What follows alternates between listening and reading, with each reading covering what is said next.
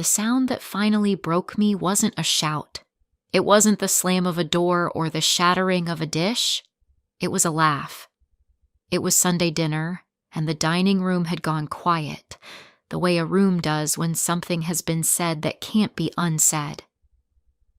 My husband's mother, Evelyn, had just called me the mistake, and my husband, Terrence, the man I had built a life with, laughed.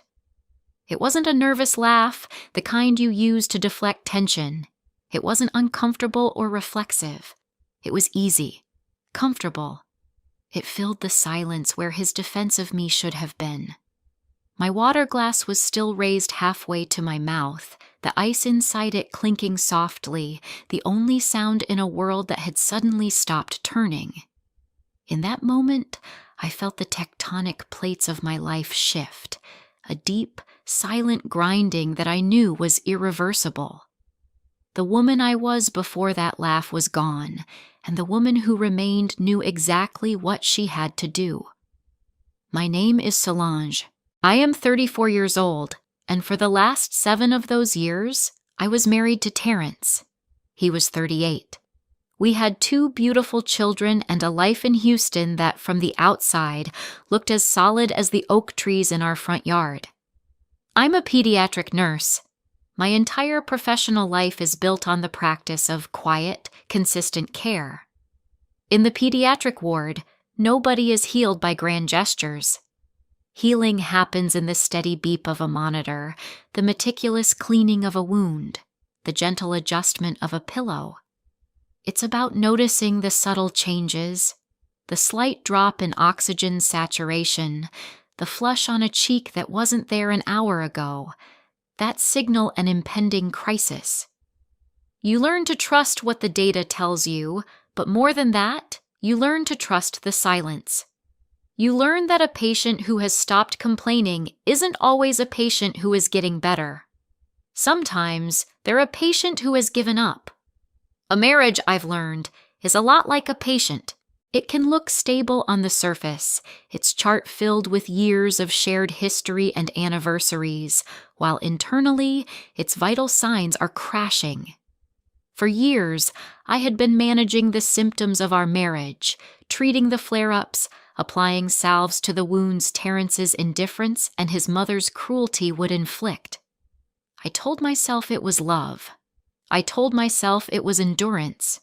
I told myself I was the stronger one, the one who could absorb the pressure, the one who could keep the whole system stable.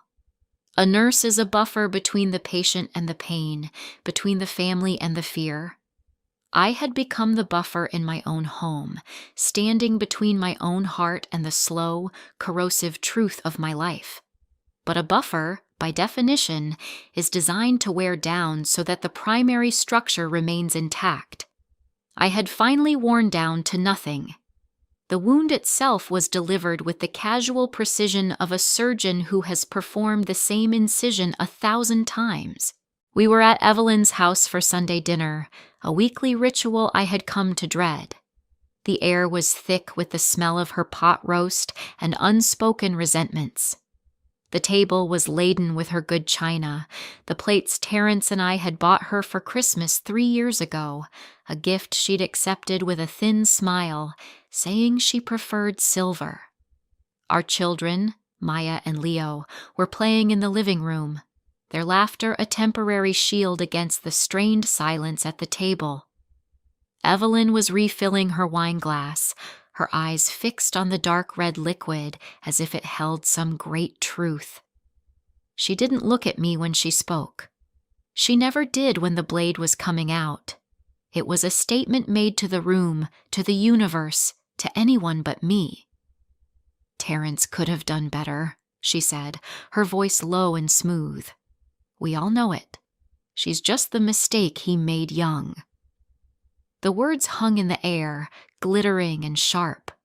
I felt my breath catch, my muscles tense for the impact.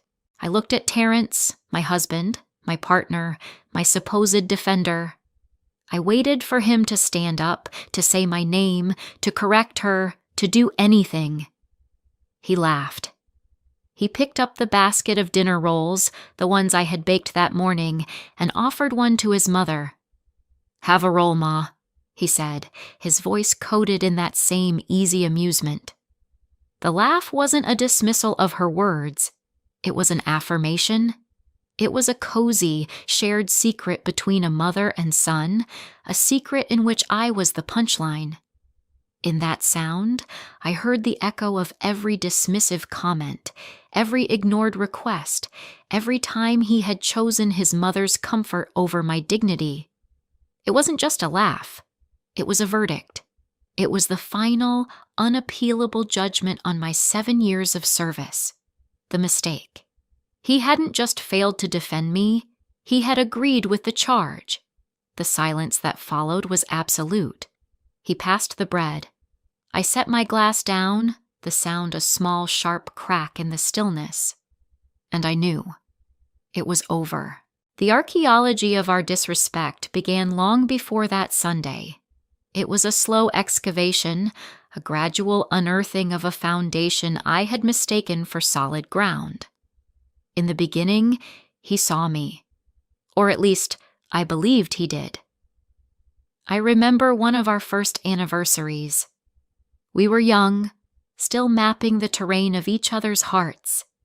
He'd come home from his sales job, tired but buzzing with some victory, and found me asleep on the couch, my nursing textbooks fanned out around me like fallen leaves. He didn't wake me. He just covered me with a blanket, turned off the television, and left a note on the coffee table. "My Solange," it said, "my rock. Thank you for holding everything together." I kept that note in my jewelry box for years. I would look at it on difficult days, a tangible reminder of my value to him. My rock. It sounded like a term of endearment, a testament to my strength.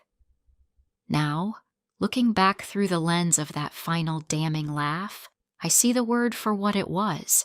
A rock is not a partner. A rock is infrastructure.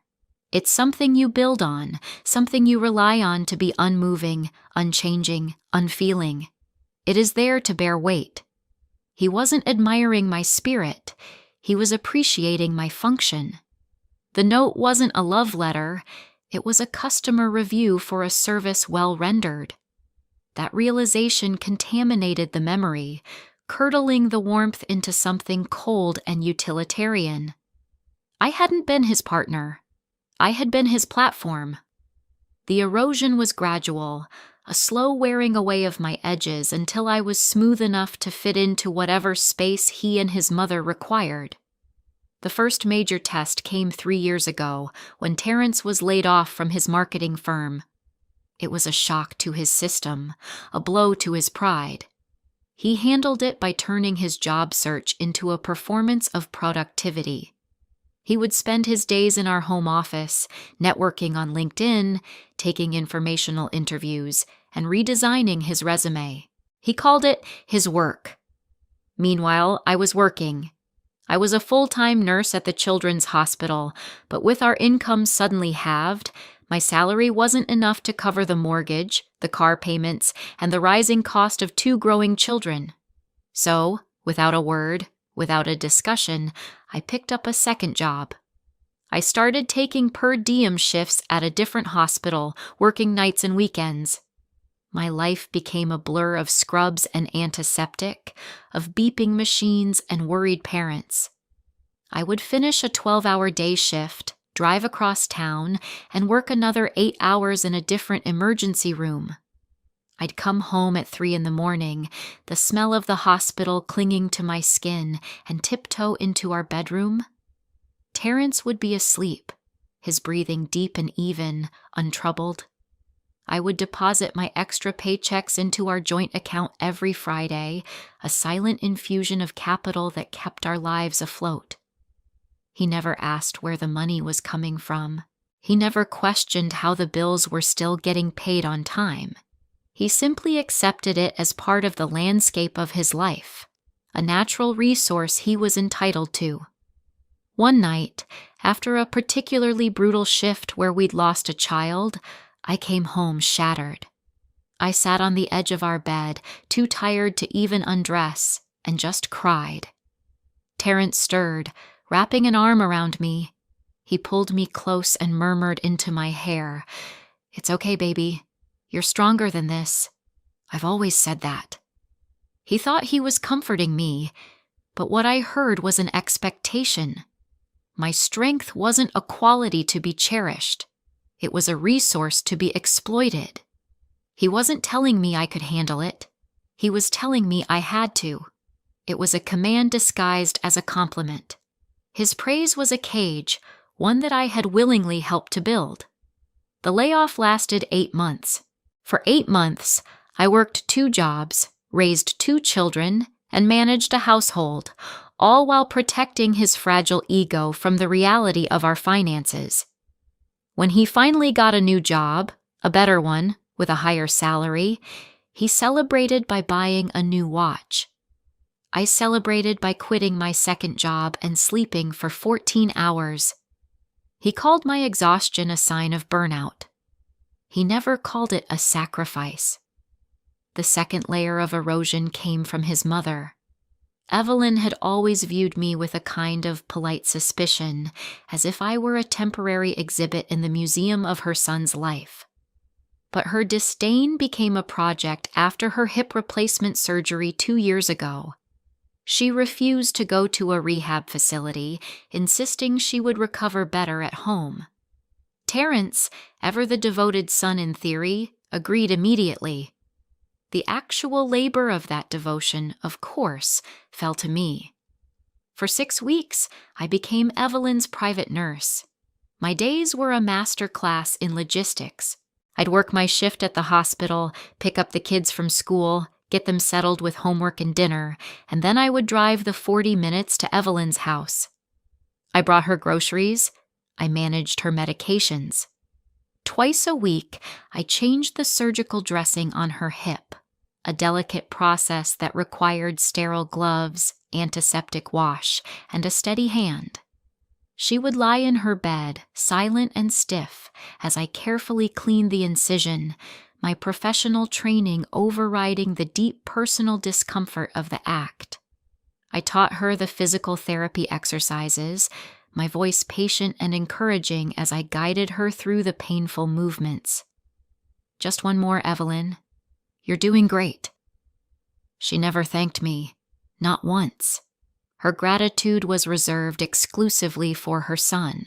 She would call him while I was in her kitchen, warming up the soup I had made. "Oh, Terrence," she would coo into the phone, "you are taking such wonderful care of your old mother." Terrence would just smile, a little preen of pride. He never corrected her. He never said, "Actually, Ma, Solange is the one doing all of that." He just absorbed the credit, letting her believe he was the architect of her care. The most excruciating moment came at Easter dinner that year. Evelyn, now walking with just a cane, raised a glass. "To my son, Terrence," she announced to the family, "for nursing me back to health. I couldn't have done it without you." The entire family applauded. Terrence gave a modest little bow of his head and squeezed my hand under the table, as if to include me in his stolen moment of glory. I felt a hot, sickening wave of rage and humiliation wash over me. Later that night, I tried to talk to him about it. I was gentle, careful. "Terrence, it bothered me tonight when your mom thanked you for her recovery. I was the one there every day." He sighed, the sound heavy with the burden of my feelings. He started pacing the bedroom. "Baby, my mother's been through a lot," he said, his voice taking on a tone of weary reasonableness. "She's in pain. She's getting older. You just have to give her grace." Grace. He was asking me to extend grace to the woman who was actively erasing me, and he was using her fragility as a shield for his own cowardice. It was a perfect, closed loop of logic. I couldn't be angry at her because she was old and frail. I couldn't be angry at him because he was just being a good son. My feelings had no valid place to land. So, once again, I swallowed them. I digested the injustice and turned it into the quiet fuel of my own endurance. I was learning that in Terrence's world, grace was not a gift freely given. It was a tax levied on my silence. The final, most insidious form of erosion was the emotional and social labor. Terrence came from a large, sprawling family, a constellation of aunts, uncles, and cousins who were constantly celebrating something, a birthday, an anniversary, a graduation. He loved being seen as the thoughtful, connected family man, but he outsourced the entire operation to me. I was the keeper of the family calendar, the manager of the group chat, the curator of his reputation. My phone was filled with alerts for his family's milestones. Aunt Carol's 60th birthday, send flowers. Cousin Mike's anniversary, mail card. I didn't just remember the dates. I performed the thoughtfulness. I spent hours online searching for the perfect gift for his niece. I drafted the carefully worded messages of prayer and support when his uncle was sick. I would type out a heartfelt paragraph full of warmth and specific personal details, and I would send it to Terrence. "Here's something you can send to Uncle Robert," I'd text him. A few minutes later, my phone would buzz with a notification from the family group chat. There, under Terrence's name, would be my exact words, copied and pasted. The replies would pour in. "Oh, Terrence, that's so beautiful. You always know just what to say. What a good nephew you are." He would sit next to me on the couch, scrolling through the praise, and he would smile. He saw no disconnect. In his mind, because I was his wife, my labor was his labor. My thoughts were his thoughts. My thoughtfulness was a resource he could deploy to enhance his own image. I was not a person. I was a department. The department of his social and emotional well-being. Anytime I tried to push back, to ask him to take on some of this work himself, he would deploy his favorite line. "She's dramatic. You just have to let her talk." He used it for his mother, his aunts, his sisters. Any woman in his life who expressed an inconvenient opinion or emotion was labeled dramatic. It was his all-purpose dismissal, a way to pathologize their feelings and absolve himself of the need to engage. When I complained that his sister had made a passive-aggressive comment about my cooking, he'd say, "You know how she is. She's dramatic. Don't let it get to you." He wasn't defending me.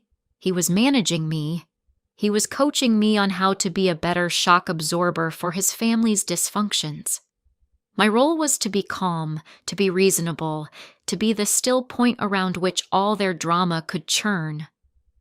I had become so good at my job that he no longer saw the effort. He only saw the result, a smooth, well-managed life that seemed to run on its own.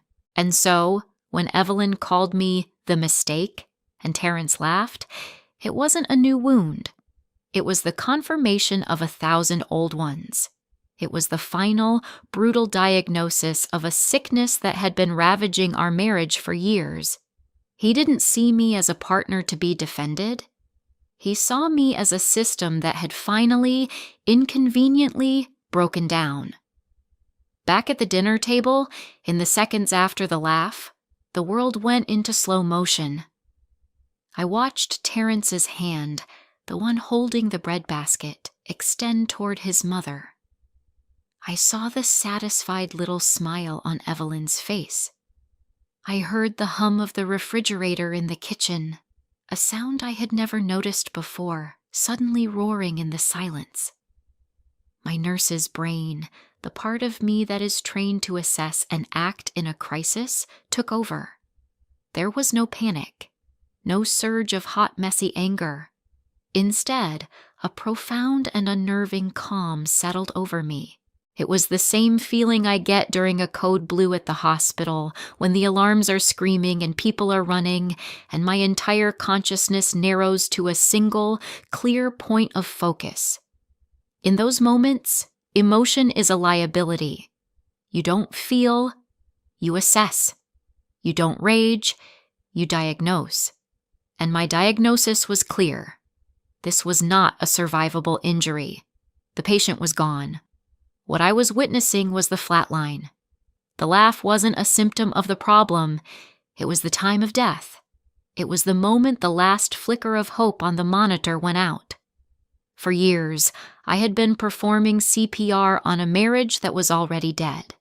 I had been pumping its chest, breathing air into its lungs, refusing to accept what the data was telling me. I looked at Terrence, really looked at him. He had already moved on, talking to his mother about a football game. He was comfortable. He was at ease. The casual cruelty had rolled off him like water. He didn't feel the weight of it because he had outsourced the bearing of that weight to me. He had done it for so long, he had forgotten it was a choice. He believed it was my job. In that instant, I felt 7 years of accumulated exhaustion, of swallowed words and absorbed insults, coalesce into a single, hard point of clarity. It wasn't a decision I made. It was a fact I recognized, like recognizing that a fever has broken or a wound has become septic. It was an objective, clinical reality. I could no longer perform this function. The system had failed because it was designed to fail. It was designed to run on one person's depletion. I picked up my fork and took a bite of pot roast. It tasted like ash. I chewed. I swallowed. I smiled at my children across the room. I stayed for another hour, making small talk, helping to clear the table, performing the role of the good wife one last time. It was the most honest performance of my life because it was the last one. Inside, I was already gone. I was a ghost at my own wake, observing the scene with a detached, professional curiosity. The woman they were all talking to no longer existed. She had died somewhere between the insult and the laugh. When we got home that night, the performance continued. Terrence was oblivious, humming as he got ready for bed. He was in a good mood. He'd had a nice dinner with his mother. His wife had been placid and agreeable, and his world was in its proper orbit. He slipped into bed and patted the space beside him. "You were quiet tonight," he said, a casual observation. "Just tired," I said. It was the truest thing I'd said to him in years. I went through our nightly routine with the precision of a pre-op checklist. I checked on the kids, made sure Maya had her nightlight on, and Leo had his favorite stuffed bear. I kissed their foreheads, breathing in the sweet, milky scent of their sleep, and a wave of grief so profound it almost buckled my knees washed over me. This was the only part that hurt. Leaving him was a relief. Splintering their world was a sorrow I would carry forever. I waited until I heard the deep, rhythmic sound of his breathing settle into a steady snore. 1 a.m. Time to go. I moved through the house we had shared with a ghost silence. Every step was deliberate. This was not a flight. It was a procedure. In the bedroom, I opened my closet. I didn't take everything. I took what mattered. My favorite jeans, my worn-in sweaters, the dress my sister bought me, my nursing textbooks, my grandmother's quilt. I packed them into 2 suitcases and a duffel bag, my movements economical and swift. I made a mental list: kids, clothes, important documents. I went to the small safe in our office and took out our passports, the kids' birth certificates, the title to my car. I put them in my purse. All the while, my mind was calm. It was that IV line calm, the steady, focused state you have to achieve to slide a needle perfectly into a tiny, fragile vein. hands steady, breathing even, no room for error. As I worked, I thought about all the times I had packed for our family, the vacations, the trips to visit his family. I was always the one who made the lists, who packed the suitcases, who remembered the sunscreen and the snacks. I was the logistics manager of our lives. It was strangely fitting that my final act as his wife would be to manage the logistics of my own departure. At 2 a.m., the car was packed. I stood in the doorway of our bedroom and looked at him one last time. He was a stranger to me now, a man I had shared a bed and 2 children with, but a man whose inner landscape was a foreign country. He was dreaming, his face peaceful. He was sleeping the deep, untroubled sleep of the comfortable. He had no idea that the entire infrastructure of his comfort was being dismantled, piece by piece, in the silence of the night. He had said to me once, during one of my late-night crying spells, his voice thick with sleep, "You're stronger than this, Solange. I've always said that." It was meant to be a comfort, but it had always felt like a command. He was right. I was stronger than this. I was strong enough to absorb the pain, and now, finally, I was strong enough to refuse to. I went to my jewelry box and took out the note he had written me all those years ago. My rock.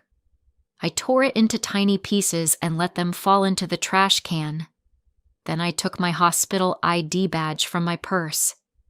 It had my picture, my name, Solange Baptiste, RN. It was the one credential of mine he had never questioned, the one piece of my identity he'd found useful. I walked over to his side of the bed and placed it gently on his nightstand, next to his wallet and his new watch. Let him wake up to the symbol of the service he had taken for granted, the care he had mistaken for an obligation. I left my house keys next to it. My work here was done. I closed the door behind me without a sound, and I did not look back. The first call came at 7:03 a.m. I was at my sister Brianna's house, sitting at her kitchen table, nursing a cup of coffee that she had placed in my hands without a word. The kids were still asleep in her spare room, exhausted from the late-night transfer. When I had shown up on her doorstep at 3 a.m., her only question had been, "Are you okay?" And when I nodded, she just said, "The door's open. Always." I let Terrence's call go to voicemail. A minute later, a text. "Where are you?" Then another. "Kids okay?" Then a string of them, each more frantic than the last. "Solange, what is this? Pick up the phone. This isn't funny." I watched the messages pile up with a strange sense of detachment. It felt like watching a storm from behind thick glass. I could see the chaos, but I could no longer feel the wind. He called again at 7:30. This time, I answered. I kept my voice even, low. "Hello, Terrence. What the hell is going on?" He exploded, his voice a raw mix of panic and fury. "I woke up and you're gone. The kids are gone. Your stuff is gone. What is this? Some kind of dramatic stunt?" Dramatic. There was that word again. His favorite anesthetic, the one he used to numb himself to any feeling he found inconvenient. "No, Terrence," I said quietly. "It's not a stunt. So what is it? You just leave? No note? No conversation? After 7 years, you just disappear?" "The conversation happened," I said, my voice as steady as a heart monitor. "It happened yesterday, at your mother's dinner table. You just weren't listening." There was a pause. I could hear him breathing, trying to process it.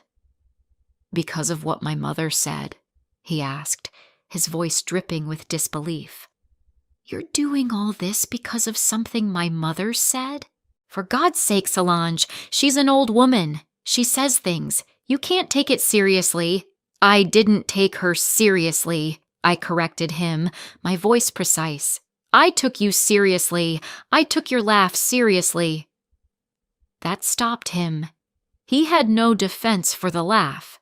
He couldn't blame it on his mother's age or her recent surgery. The laugh was all his. "I didn't think you'd actually leave over something she said," he finally mumbled. It wasn't an apology. It was an accusation. He was angry at me for having a boundary he hadn't known existed. He was furious that the rock had suddenly gotten up and walked away. The next phase of the cascade was recruiting allies. He called Brianna, who told him calmly that I was safe and that if he wanted to talk to me, he could do it directly. Then, predictably, he sent in his mother. Evelyn called me that afternoon. Her voice was a syrupy blend of fake concern and sharp-edged judgment. She spoke of the children, of the sanctity of marriage, of my duty. She never mentioned what she had said. In her version of reality, my leaving was a hysterical overreaction to a world that existed only in my head. I listened politely, and then I said, "Thank you for your concern, Evelyn." And I hung up. A few days of silence passed, and then came the final stage. Raw vulnerability. He called me on a Thursday night. His voice was different. The anger was gone, replaced by a ragged, desperate exhaustion. He had been living alone for 5 days. 5 days of waking up to an empty house, of making his own coffee, of dealing with the silence where the hum of a well-oiled machine used to be. The infrastructure had been removed, and he was finally feeling the weight of its absence. "I don't understand," he said, and for the first time, he sounded genuinely lost. "I just don't understand. We were fine." "No," I said gently. "You were fine. I was not." "But it was just a joke, Solange. A stupid comment. She says things. You know how she is. I didn't think you'd take it that way." There it was. The last line of his defense. The most honest thing he had ever said to me. He wasn't denying he heard it. He wasn't denying he laughed. His entire argument rested on a single flawed premise, that I would absorb it, that my capacity to endure was infinite. His crime wasn't just the insult, it was his profound shock that I had a breaking point. I set my coffee cup down on the table before I spoke. "Take it what way, Terrence?" I asked, my voice holding no heat, only a genuine curiosity. What way was I supposed to take it? The woman whose life I have eased at every turn, whose family I have cared for as my own, whose son I have loved and supported. She called me the central mistake of your life, and you laughed. Tell me the correct way I was supposed to take that. He was silent. There was no answer. He had never considered that question because he had never considered me. "You didn't lose me because of what she said," I told him, the words coming out clear and final. "You lost me because you didn't choose me." I ended the call.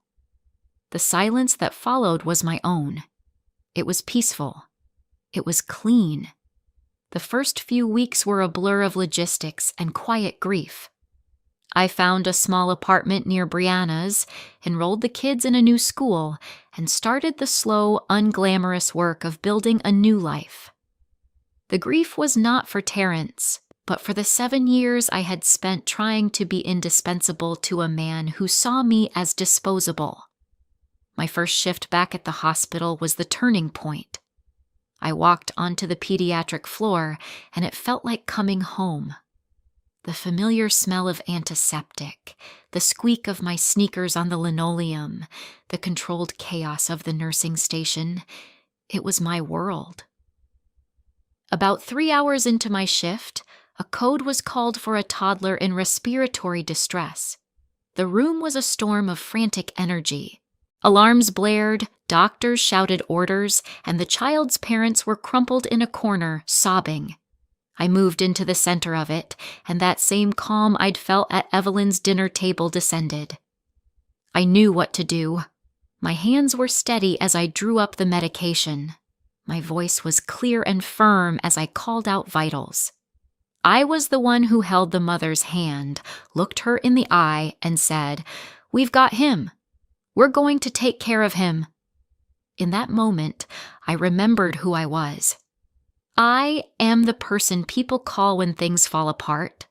I am the steady hand in the crisis, the calm voice in the storm. My capacity for care, my strength, my endurance, these were not flaws. They were my greatest gifts. At home, they had been used to erase me. Here, they were the very things that made me essential. Here, my labor was not invisible. It was life-saving.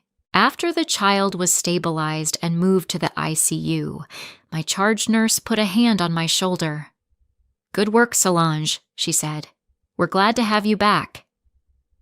I saw Terrence one last time, about 2 months later. We met at a sterile lawyer's office to sign the initial separation agreement. He looked diminished. Not broken or destroyed, just smaller, thinner. His suit seemed a little too big for him. He was carrying the weight of his own life now, and it showed. The logistics of his world, the dry cleaning, the doctor's appointments, the birthday cards for his family, were now his to manage, and he looked tired. The meeting was brief, civil. He asked about the kids. I told him they were doing well. He told me his mother missed them. I just nodded. There was no anger left in me, no bitterness. There was only a vast, quiet distance. He was a man I used to know, a chapter in a book I had finished reading. As we were leaving, he turned to me. "I miss you," he said. It wasn't a plea. It was just a statement of fact, like reporting the weather. "I know," I said, and I walked away. He didn't miss me. He missed what I did. He missed the ease. He missed the buffer. He missed the silence where the work used to get done. In nursing, you learn the critical difference between healing and enabling. A healer helps a patient build their own strength. An enabler does the work for them, keeping them comfortable in their sickness. You can give a patient the best care in the world. You can provide the medication, the sterile dressings, the physical therapy, but you cannot want their recovery more than they do. You cannot breathe for them when they refuse to draw their own breath. For 7 years, I was breathing for 2. I was managing a complex system of care for a patient who was not interested in getting well because his illness was comfortable. His life ran on my depletion. My leaving wasn't an act of anger. It was an act of professional triage. In a crisis with multiple casualties, you have to save the one you can save. And in the quiet wreckage of my marriage, the only patient I had the power to rescue was myself. I finally took the time to check my own chart. I checked my own vitals. And for the first time in years, everything was stable. If you enjoyed this story, please like, comment, and share this video with your friends. Subscribe and turn on the notification bell so you never miss a powerful story drop.